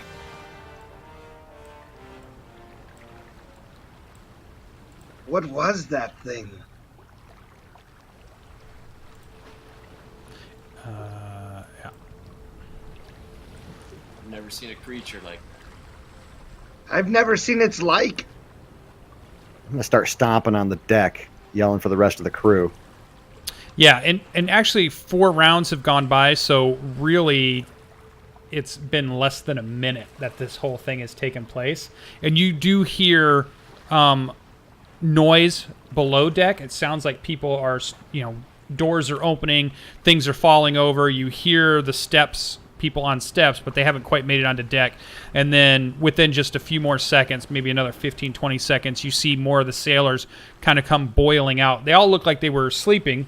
And as they get on deck, they see all of you, and half of them slide and fall when they hit the slime areas here. A few of them are able to catch themselves as they go, and they start shouting out for the 2 sailors that should have been on watch at this point. They start looking, and then they're like yelling, "Man overboard!" And they start looking, so they bring lanterns and torches out as much as they can, and they're looking over the water, but they're not seeing anybody in the water.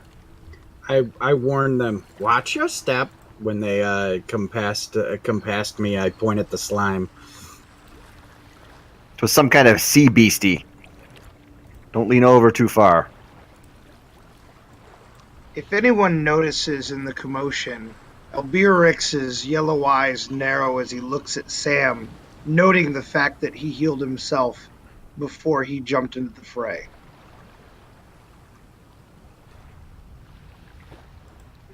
Sam, are you alright?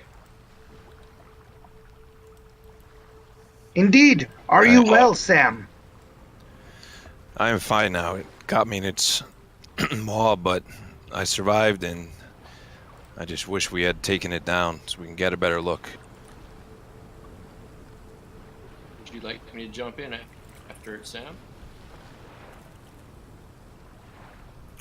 I'm going to reach over and give Albirix 3 hit points. Albirix is... Did you get full? If you touch his skin, you realize that he is made whole once more from his own magic. Don't touch me, you filthy furball. Just kidding.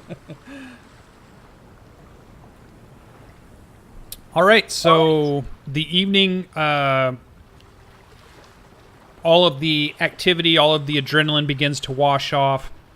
The fear, the excitement. Some of you that were up close to it and slashing at it have some of this really viscous kind of like oil slime that's on you, and it takes quite a bit to get it cleaned off. And you even see that it takes them a long, it's like an hour before they can clean the deck off of this stuff. It's like just something that just seeped into the wood, and it's just taken them forever to scrub it out using salt and water and soaps that they have. cleaning your gear takes a while, but nothing else seems to happen on our voyage as we head back out. You give the description of this thing that you saw to the sailors, and none of them have heard of it or had seen it either. It was just something that none of them know. The two sailors that were on watch were never found again. They kept an eye out, but no one was sure how long the ship had been going without somebody at the rudder. They got back on course, and then within a week, we begin to pull back into Port Bastion when you finally see land on the horizon for the first time in 3 weeks. And we'll go ahead and take one more quick 5-minute break here. When we come back, we will finish up landing at Port Bastion. I think for tonight's session, we're probably going to go till 11. And then we'll work on how long we're going to play for each of our sessions. So stay tuned. Don't go too far. We'll be right back after a quick break. This will be just a quick 5-minute break this time, and we'll be right back.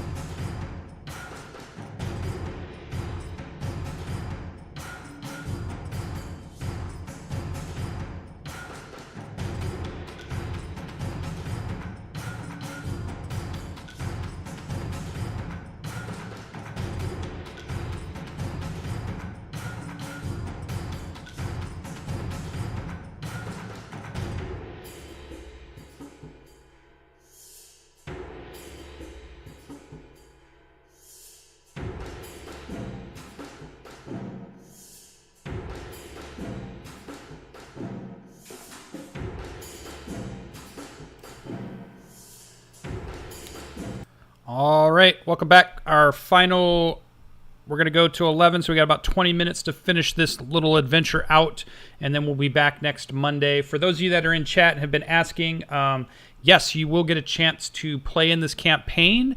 There are a few requirements, but if you meet those, you can join a group, form a group, roll up some characters, pick a time that I have available, which will be on a schedule, and you will also be able to play in the same world as our players are about to set foot on as we reach Port Bastion.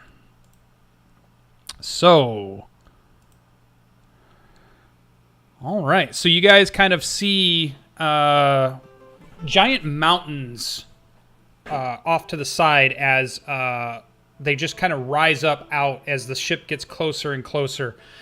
You do see another ship that's not too far from you, and you recognize it as the ship that you saw from the Oliphant Trading Company. So they've made just about the same time that you guys have as you begin to pull into the port. Let us show you a few handouts that will help you get a handle on what you're pulling into. So, Albeorix's eyes are wide with bewilderment at the new land that spans before him. The prime material plane is something so different from where he comes from. all right. So you should be able to see in handouts now. Port Bastion as you pull in to the pier. And it is a rather large walled settlement at this point. It seems to be like a small, bustling town. You can see on the outskirts as the cliffs kind of rise up, it appears to be some farmlands on the outside and around it. But the town itself seems to be walled with several gates that lead in and out. The ship pulls in, and it doesn't take very long that you see a small rowboat that kind of has two people on it, one who's rowing and one who looks like he's official in some way, comes to where the ship is, climbs up the side, talks to the captain, and then guides the ship into the correct pier. And then cargo and the gangplank and all the passengers begin to offload. And you hear what sounds like a bell when you pull in, and then it rings a second time as they begin to bring in the second ship. There's already a couple other ships that are here, and it looks like there's plenty of townsfolk, and you've arrived just about at the noon hour as you pull into the port of Port Bastion. As you leave the end of the dock area there, and you move towards what looks to be like just this wide open square, you see a man who uses a greatsword almost as like a walking stick, very muscled, has some type of like leather duster on as he comes up to you and sees your group and in the couple of passengers that were also kind of moving in the same way. And he kind of sizes them up and then looks at you, realizing that you're adventurers, and addresses you as you move forward into this town. So let me get the right thing I need here. I didn't have it open. I should have. Where is it? It's in a folder somewhere.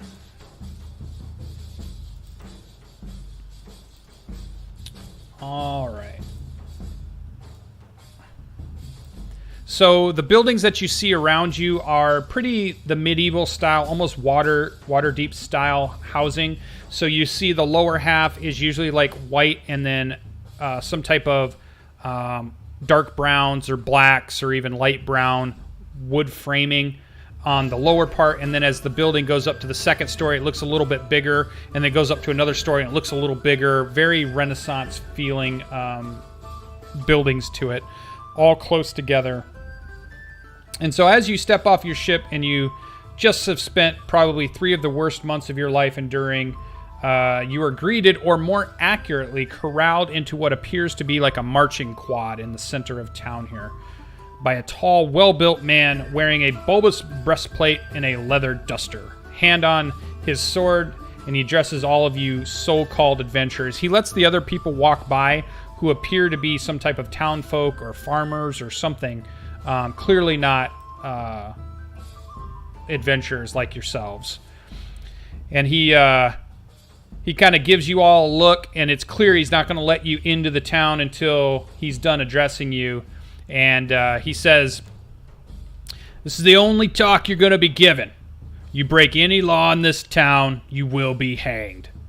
Yes, if you kill someone here, you will be hanged. If you steal something, and I don't care if it's an apple off a cart, you will be hanged. If you fornicate with an unwilling participant, you will be hanged slowly. If I deem any of your horse shit to be more than I care to handle, you will be hanged." And then he points to, in the center of the area there, the town square, you see hanging from a rope, obviously somebody who's been dead for several days. And he kind of points over and he says, "You see Henry there? He thought it'd be funny to set a house on fire of the guy who wouldn't sell him a cheap horse. As you can see, he doesn't think it's funny anymore.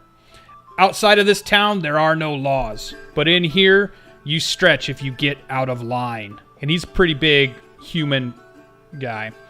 As he points vaguely to the lands outside of town, which stretch to the horizon, you can see dark forests, rolling hills, ominous mountains, and vast plains. As he continues, "You have arrived to the most dangerous place you've ever been. Whatever rumors you heard back home are like child's fairy tales compared to what will greet you out there. Many from back east refer to it as Revonar, but I call it the Beast. It chews the weak up and swallows the little pieces never be seen again. If you're stupid, the Beast will eat you. If you are reckless, the Beast will eat you. If you're greedy," and he stops and he looks at the Kenku, "well, hell, you're all greedy or you wouldn't be here. But let that greed drive you too far for too long, the Beast will eat you." And he pauses for a few moments and looks each of you in the eye with a penetrating stare. "Maybe, just maybe, some among you are here to do more than get rich. Maybe, just maybe, you have the strength of character to help this town carve its way into the Beast. Maybe even tame it for enough for more of these lands to become civilized. Maybe you're worth me learning your name. But I suspect most of you will be just a waste of my time. Go and face the Beast. See what metal you are made of, hero or coward, legend or nameless corpse. But whatever you end up being, do not break my laws." And he kind of turns and begins to walk back to the center of town, heading up to the north part of town. Hey, but what's your name? Doesn't even say anything as he goes. Duster, and just that's it. Chatty fellow. Indeed, he seems a chatty fellow. Are they his laws, or is he an enforcer? I've no one to find out. I don't think he wants to tell us. Well, I'm gonna find out. Perhaps we should find out if there's beer here. After the long trip, that sounds like a great idea to me. Something not fish related for food. I have a great thirst. What say you, Dragar? Beer sounds good. All right, so you guys begin to get settled into town. What you find out while you're here and exploring around, there are several different merchants and stores, general stores, specialty stores, bowyers and blacksmiths, harbor masters and shipwrights. There's plenty of merchant areas. The Oliphant Trading Company has large warehouses here. Cameroon Imports also has large warehouses here. There's an armory, weapons dealer, magic shop, curiosity shop, all these little places where you have the ability to buy equipment and restock as needed. You find out that there are 2 taverns in town. Turn the music down a tiny bit here on my side. Where are you at? There you are. There we go. We'll put it more in the background. You find out that there are 2 taverns in town, and the one that you're kind of pointed to is called the Lovely Coin. This is the tavern that all of the adventurers seem to meet in. This is the one that they're welcomed in, and it seems like the other tavern is kind of like for townsfolk, and they're kind of snooty about not rubbing elbows with the adventurers. The adventurers have kind of their own tavern. You can find several inns that will house you and allow you to stay for varying prices. You also know that there's only one temple here, and it's a Temple of Helm in the center of town. And you begin to... Oh, and you find out that the mayor, or the person in charge of town, is William Stout. Seems like everybody here calls him Little Bill for some reason, but he's...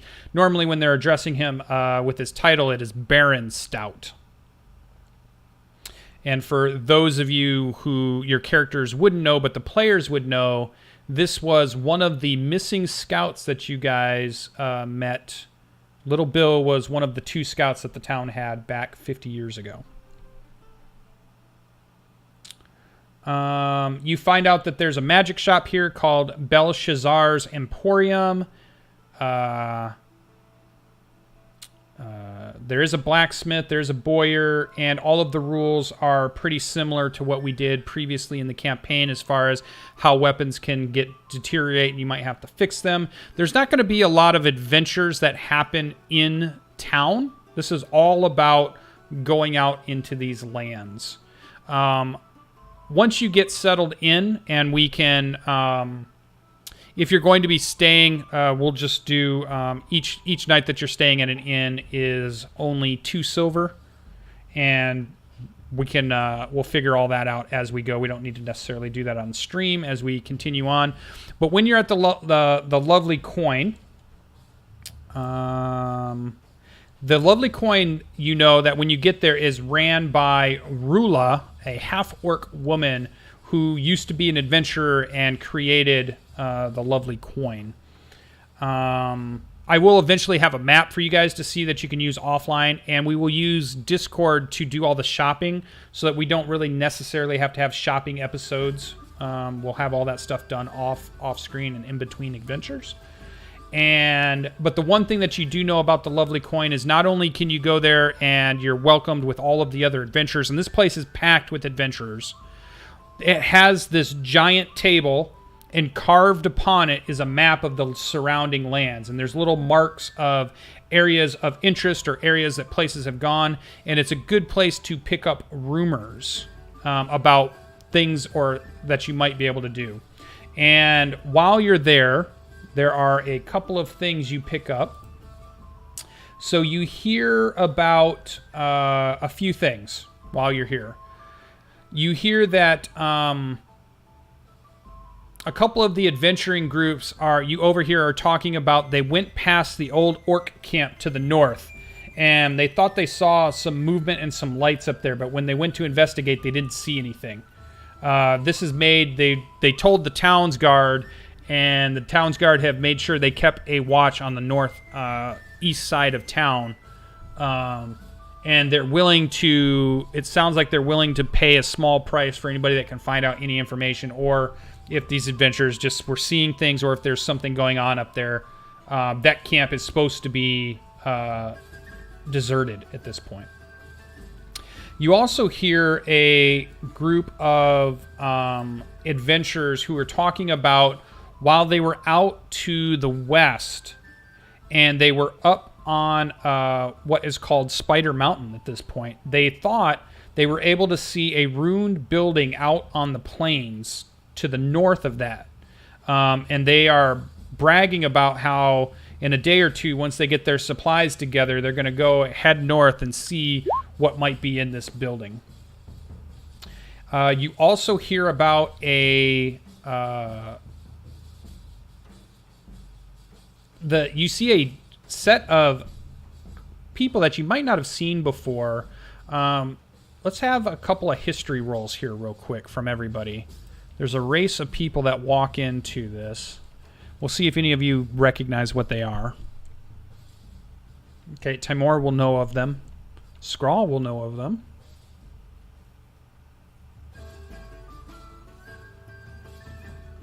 All right. No clue. Alberix has never Makes seen sense. him. Yeah, it works out. Sam definitely knows them. Might even have a history. And Dredge. Somebody changed their name? It should be Drager, right? Yeah, everyone's name has changed, or some of us. I don't know how it changed. Yeah, that's weird.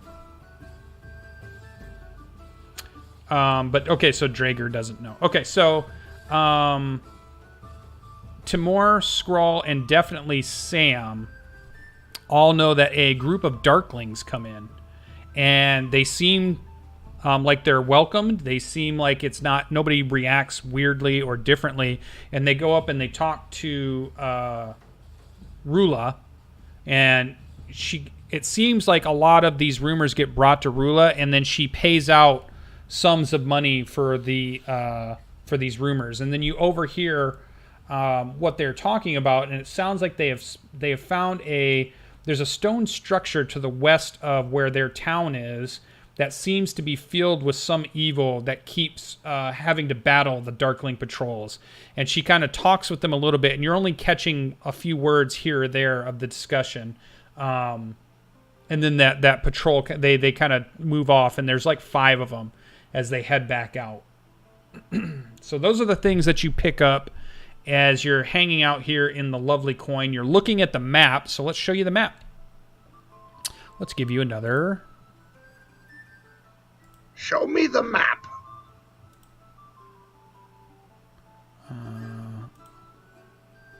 Here we go. All players.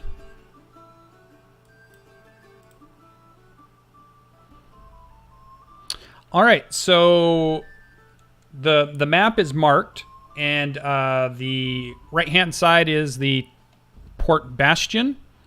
You find out by asking around that there is a shrine to the north that some people go to they make sure it stays clean. Some people will go up there and worship at times. Not a lot of the adventurers know too much about it, but it's to the north. There's the abandoned orc camp in the mountains, a little bit to the west of that. There is a campsite that is for staying overnight to the west of that area. The mountain that's in the center that has like a little structure near it, that is the village of Darklings.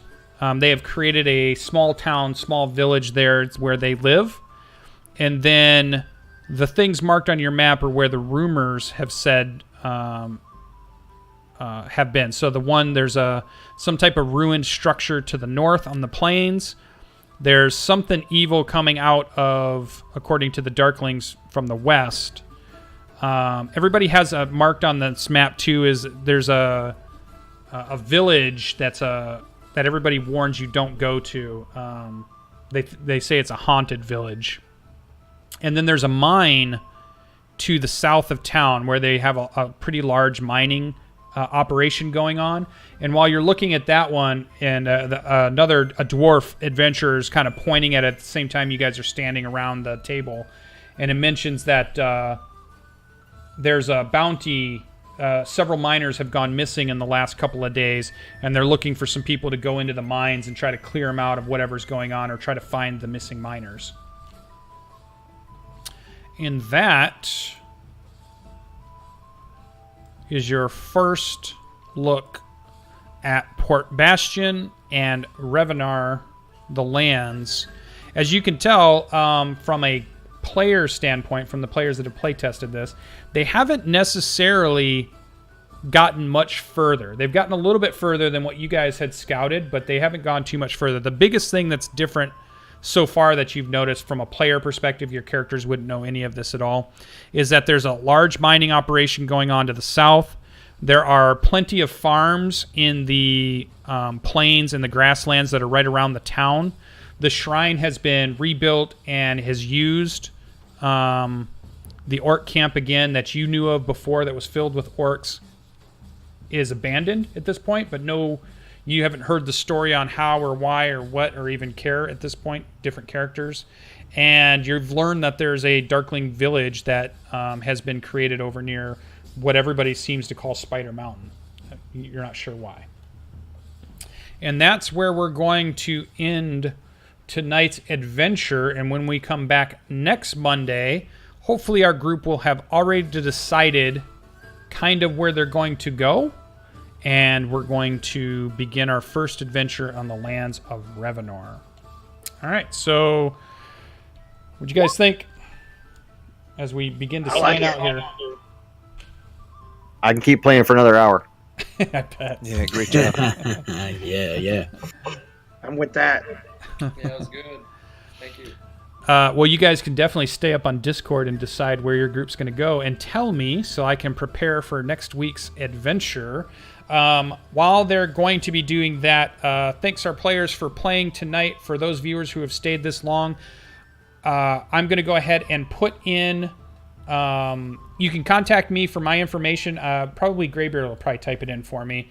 The links to YouTube, Twitch, and go ahead and put my Twitter in there also. If you would like to play in the land of Revonar, starting out in Port Bastion as a first level character, you want to form a group of your friends and play online also, you can too also jump into this campaign. Send me a tweet in Twitter, and I will send you the information of how to get in. I'll send you a Discord link. I'll send you a Roll20 link and what it takes if you want to play. Answer any questions, because we're going to be having many groups running through this mega campaign, this mega map.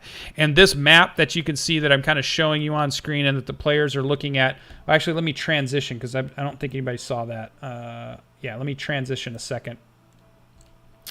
So this giant map here, you two will be able to play in this map, and this is a very small section of the map. There is plenty of adventure to be had. So if you want to join this grand adventure, let me know, and we'll schedule some times, and we'll get some other groups in here. Other than that, everybody, thanks for playing for tonight, and next week we'll have even more...